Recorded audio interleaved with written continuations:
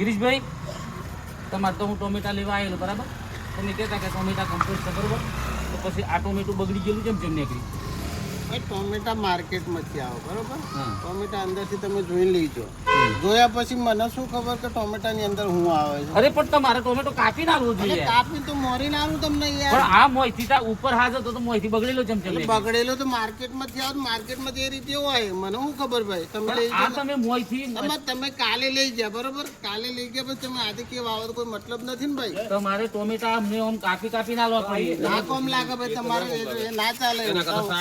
એના કરતા તમે અત્યારે તમે જે રીતે તમે કાલે જોઈને લઈ ગયા અને પછી તમે આજે ટોમેટા પાછા લઈને આવો ને પછી મને આજે કોઈક અંદરથી ખરાબ છે અને હું આ બટાકા લઈ જાઉં બગડી ગયેલા નીકળી મોય જઈને તો અંદરથી બગડેલા મારું તમારે અંદર તમે માલ લેવા તો અંદર જોવા ના અંદર આવે. કઈ રીતે જોવો, માર્કેટમાંથી ખેડૂત લાવે કઈ રીતે લાવે? નમસ્કાર મિત્રો, જુઓ અત્યારે આવું પણ વેપારીઓની અંદર થતું હોય છે. તો આ એક ગમત માટેનો વિડીયો હતો. આ છે આપણા ગિરીશભાઈ જે ખેરોલીની અંદર સરસ મજાની શાકભાજીનું વેપાર કરી રહ્યા છે. તો તમને કહું છું અહીંયા સરસ મજાનું શાકભાજી મળે છે.